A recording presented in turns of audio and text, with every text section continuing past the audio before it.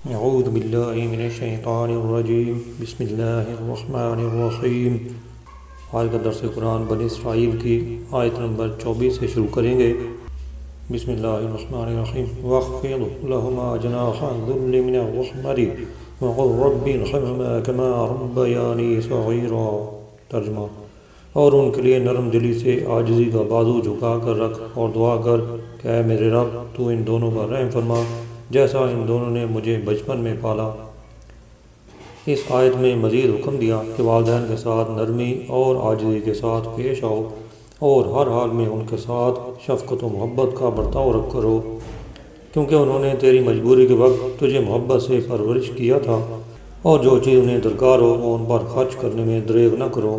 گویا زبانی کے ساتھ ساتھ عملی طور پر بھی ان سے اچھا برتاؤ کرو، اور یوں ہی مالی طور پر بھی ان سے اچھا سلوک کرو کہ ان پر خرچ کرنے میں تعامل نہ کرو۔ حقوق والدین کے بیان کے آخر میں فرمایا کہ ان کے لیے دعا کرو۔ گویا یہ فرمایا گیا کہ دنیا میں بہتر سے بہترین سلوک اور خدمت میں کتنا بھی مبالغہ کر لیا جائے، لیکن والدین کے احسان کا حق ادا نہیں ہوتا۔ اس لیے بندے کو چاہیے کہ بارگاہ الہی میں ان پر فضل و رحمت فرمانے کی دعا کرے اور عرض کرے کہ یا رب، میری خدمتیں ان کے احسان کی جزا نہیں ہو سکتی، تو ان پر کرم کر کہ ان کے احسان کا بدلہ ہو۔ والدین کے لیے دعا کو اپنے روزانہ کے معمولات میں داخل کر لینا چاہیے، اور ان کی صحت و تندرستی، ایمان و عافیت کی سلامتی کی دعا کرنی چاہیے، اور اگر فوت ہو گئے ہوں تو ان کے لیے قبر میں راحت، قیامت کی پریشانی سے نجات، بے حساب بخشش اور جنت میں داخلے کی دعا کرنی چاہیے۔ یاد رہے کہ اگر والدین کافر ہوں تو ان کے لیے ہدایت و ایمان کی دعا کرنی چاہیے کہ یہی ان کے حق میں رحمت ہے، اور دنیاوی اعتبار سے اچھا سلوک ان کے ساتھ بھی لازم ہے۔ ربکم اعلم بما فی نفوسکم ان تکونوا صالحین فإنہ کان للأوابین غفورا۔ ترجمہ: تمہارا رب خوب جانتا ہے جو تمہارے دلوں میں ہے، اگر تم لائق ہوئے تو بے شک وہ توبہ کرنے والوں کو بخشنے والا ہے۔ آیت کا مفہوم اپنے اطلاق پر بھی ہے، اور والدین کی خدمت کے حوالے سے لیں تو معنی یہ ہوگا کہ اللہ خوب جانتا ہے کہ تمہارے دلوں میں والدین کی اطاعت کا کتنا ارادہ ہے اور ان کی خدمت کا کتنا ذوق ہے۔ ہاں، اگر یہ ہوا کہ تمہارے دلوں میں تو ماں باپ کی خدمت کا شوق تھا لیکن اس کا موقع نہیں ملا، تو اللہ اس پر پکڑ نہ فرمائے گا، کیونکہ وہ ارادوں اور نیتوں کو جانتا ہے۔ اور یوں ہی تم واقعی نیک تھے اور اس کے باوجود تم سے والدین کی خدمت میں کوئی کمی واقع ہو گئی اور تم نے توبہ کر لی، تو اللہ تعالیٰ تمہاری توبہ قبول فرما لے گا، کیونکہ وہ بخشنے والا ہے۔ یہ یاد ہے کہ حقوق والدین میں اگر کوئی کمی ہوئی تو جب تک اس کی تلافی ممکن ہو تلافی بھی کرنا ضروری ہے، جیسے اگر ان کا دل دکھایا تو ان سے معافی مانگنا بھی ضروری ہے۔ فآت ذا القربى حقه والمسکین وابن السبیل ولا تبذر تبذیرا۔ ترجمہ: اور رشتہ داروں کو ان کا حق دو، اور مسکین اور مسافر کو بھی دو، اور فضول خرچی نہ کرو۔ اس آیت میں والدین کے بعد دیگر لوگوں کے حقوق بیان کیے جا رہے ہیں، چنانچہ سب سے پہلے رشتہ داروں کا فرمایا کہ انہیں ان کا حق دو، یعنی ان کے ساتھ صلہ رحمی کرو، ان سے محبت سے پیش ہو، ان سے میل جوڑ رکھو اور ان کی خبرگیری کرتے رہو، اور ضرورت کے موقع پر ان کی مدد کرو، اور ان کے ساتھ ہر جگہ حسن سلوک سے پیش آؤ۔ رشتہ داروں کا خرچ اٹھانے سے متعلق حکم شرعی یہ ہے کہ اگر رشتہ دار محارم میں سے ہوں اور محتاج ہو جائیں تو ان کا خرچ اٹھانا یہ بھی ان کا حق ہے، اور صاحب استطاعت رشتہ دار پر لازم و واجب ہے۔ یاد ہے کہ رشتہ داروں سے حسن سلوک کا قرآن پاک میں بکثرت حکم دیا گیا ہے، چنانچہ کم از کم 8 مقامات پر اللہ تعالیٰ نے رشتہ داروں سے حسن سلوک کا فرمایا ہے۔ اس سے معلوم ہوا کہ رشتہ داروں کے ساتھ حسن سلوک کرنے کی اسلام میں بڑی اہمیت ہے۔ نیز یہاں رشتہ داروں کے بعد مسکینوں اور مسافروں کا حق دینے کا فرمایا کہ ان کا حق دو۔ ولا تبذر تبذیرا، اور فضول خرچی نہ کرو، یعنی اپنا مال ناجائز کام میں خرچ نہ کرو۔ حضرت عبداللہ بن مسعود رضی اللہ عنہ سے تبذیر کے متعلق سوال کیا گیا تو آپ نے فرمایا کہ جہاں مال خرچ کرنے کا حق ہے اس کے بجائے کہیں اور خرچ کرنا تبذیر ہے۔ لہذا اگر کوئی شخص اپنا پورا مال حق یعنی اس کے مصرف میں خرچ کر دے تو وہ فضول خرچی کرنے والا نہیں، اور اگر کوئی ایک درہم بھی باطل یعنی ناجائز کام میں خرچ کر دے تو وہ فضول خرچی کرنے والا ہے۔ اسراف بلا شبہ ممنوع اور ناجائز ہے، اور علماء کرام نے اس کی مختلف تعریفات بیان کی ہیں۔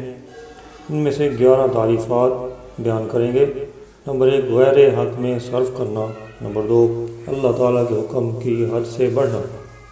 نمبر 3، ایسی بات میں خرچ کرنا جو شرع مطہر یا مروت کے خلاف ہو، اول حرام ہے اور دوسرا مکروہ تنزیہی۔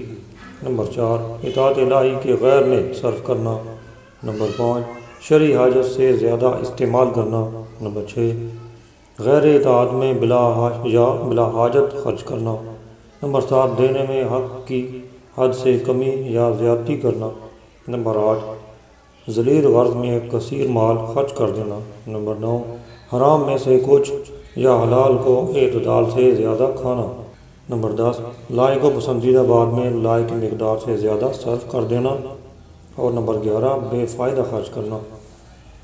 اعلیٰ حضرت امام احمد رضا خان رحمۃ اللہ علیہ ان تعریفات کا ذکر کرنے اور ان کی تحقیق و تفصیل بیان کرنے کے بعد فرماتے ہیں، ہمارے کلام کا ناظر خیال کر سکتا ہے کہ ان تمام تعریفات میں سب سے جامع، مانع اور واضح تر تعریف اول ہے، اور کیوں نہ ہو کہ یہ اس عبداللہ کی تعریف ہے جسے رسول اللہ صلی اللہ علیہ وسلم علم کی گٹھری فرماتے، اور جو خلفائے اربعہ رضی اللہ عنہم کے بعد تمام جہان سے علم میں زائد ہے، اور جو ابو حنیفہ جیسے امام الائمہ کا مور سے علم ہے۔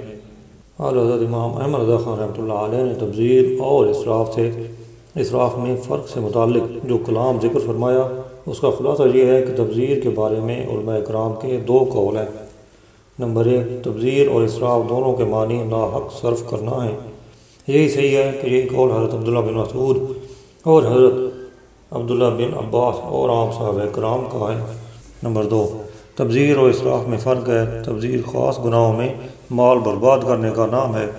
اس صورت میں اسراف تبذیر سے عام ہوگا کہ ناحق صرف کرنا عبث میں صرف کرنے کو بھی شامل ہے، اور عبث مطلقاً گناہ نہیں، تو چونکہ اسراف ناجائز ہے اس لیے یہ خرچ کرنا معصیت ہوگا، مگر جس میں خرچ کیا وہ خود معصیت نہ تھا، اور عبارت لا تعطی فی المعاصی کا ظاہر یہی ہے کہ وہ کام خود ہی معصیت ہو۔ خلاصہ یہ ہے کہ تبذیر کے مقصود اور حکم دونوں معصیت ہیں، اور اسراف کو صرف حکم میں معصیت لازم ہے۔ ان المبذرین کانوا اخوان الشیاطین وکان الشیطان لربہ کفورا۔ ترجمہ، بے شک فضول خرچی کرنے والے شیطانوں کے بھائی ہیں، اور شیطان اپنے رب کا بڑا ناشکرا ہے۔ اس سے پہلی آیت میں اللہ تعالیٰ نے ارشاد فرمایا کہ فضول خرچی نہ کرو، جبکہ اس آیت میں فرمایا کہ بے شک فضول خرچی کرنے والے شیطانوں کے بھائی ہیں، کیونکہ یہ ان کے راستے پر چلتے ہیں، اور چونکہ شیطان اپنے رب کا بڑا ناشکرا ہے لہذا اس کا راستہ اختیار نہیں کرنا چاہیے۔ وَإِمَّا تُعْرِضَنَّ عَنْهُمُ ابْتِغَاءَ رَحْمَةٍ مِّن رَّبِّكَ تَرْجُوهَا فَقُل لَّهُمْ قَوْلًا مَّيْسُورًا۔ ترجمہ، اور اگر تم اپنے رب کی رحمت کے انتظار میں جس کی تجھے امید ہے ان سے منہ پھیرو تو ان سے آسان بات کہو۔ اس سے پہلے والی آیات میں رشتہ داروں، مسکینوں اور مسافروں کا بیان ہوا تھا۔ اس آیت میں فرمایا کہ اگر کسی وقت تمہارے پاس فوری دینے کو کچھ نہ ہو تو ان سے آسان بات کہو، جیسے ان کی خوش دلی کے لیے ان سے وعدہ کر لو یا ان کے حق میں دعا کر دو۔ اس آیت کا شان نزول یہ ہے کہ حضرت بلال، حضرت صہیب، حضرت سالم، حضرت خباب اور ان کے علاوہ چند صحابہ کرام رضوان اللہ علیہم اجمعین وقتاً فوقتاً رسول اللہ صلی اللہ علیہ وسلم سے اپنی حاجات و ضروریات کے لیے سوال کرتے رہتے تھے۔ اگر کسی وقت حضور صلی اللہ علیہ وسلم کے پاس کچھ نہ ہوتا تو آپ حجان ان سے اعراض کرتے اور اس انتظار میں خاموش ہو جاتے، اللہ تعالیٰ کچھ بھیجے تو انہیں عطا فرمائے۔ اس پر یہ آیات نازل ہوئیں۔ یاد ہے کہ کسی بھی صورت مجبور، رشتہ دار، مسکین یا سائل کو جھڑکنا نہیں چاہیے۔ مستحق کو جھڑکنا حرام ہے، جیسے کہ فرمان باری تعالیٰ ہے وَأَمَّا السَّائِلَ فَلَا تَنْهَرْ۔ ترجمہ، اور کسی بھی صورت مانگنے والے کو نہ جھڑکو۔ البتہ جو غیر مستحق ہے اسے نہ دینے کا حکم ہے۔ چنانچہ فتاوی رضویہ میں ہے گدائی 3 قسم کی ہے، ایک غنی مالدار جیسے اکثر جوگی اور سادھو، انہیں سوال کرنا حرام اور انہیں دینا بھی حرام، اور ان کے دیے سے زکوٰۃ ادا نہیں ہو سکتی۔ فرض سر پر باقی رہے گا، اور دوسرے وہ کہ واقعی فقیر ہیں، قدر نصاب کے مالک نہیں، مگر قوی اور تندرست، کسب پر قادر ہیں، اور سوال کسی ایسی ضرورت کے لیے نہیں جو ان کے کسب سے باہر ہو۔ کوئی حرفت یا مزدوری نہیں کی جاتی، مفت کا کھانا کھانے کے عادی ہیں اور اس کے لیے بھیک مانگتے پھرتے ہیں، انہیں سوال کرنا حرام، اور جو کچھ انہیں اس سے ملے وہ ان کے حق میں خبیث ہے۔ انہیں بھیک دینا بھی منع ہے کہ معصیت پر اعانت ہے۔ لوگ اگر نہ دیں تو مجبور ہوں کچھ محنت مزدوری کریں، مگر ان کے دیے سے زکوٰۃ ادا ہو جائے گی، جبکہ اور کوئی مانع شرعی نہ ہو کہ فقیر ہیں۔ تیسرے وہ عاجز ناتوان کے نہ مال رکھتے ہیں نہ کسب پر قدرت، یا جتنے کی حاجت ہے اتنا کمانے پر قادر نہیں، انہیں بقدر حاجت سوال حلال، اور اس سے جو کچھ ملے ان کے لیے طیب، اور یہ عمدہ مصارف زکوٰۃ سے ہیں، اور انہیں دینا باعث اجر عظیم۔ یہی ہیں وہ جنہیں جھڑکنا حرام ہے۔ اللہ تعالیٰ سے دعا ہے کہ ہمیں قرآن تعلیمات کے مطابق زندگی گزارنے کی توفیق عطا فرمائے۔